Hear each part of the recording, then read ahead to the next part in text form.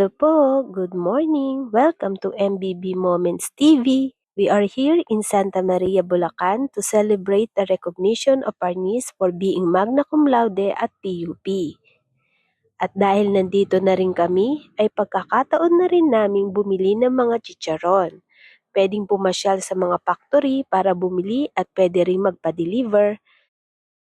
Nandito kami ngayon sa Bonifacio Street, Poblacion at kahit bumabagyo ay talaga namang bukas ang mga tindahan. Dito kami bumili sa M's Pork Chicharon dahil ito ang recommended ng aming mga pinsan dito sa Bulacan.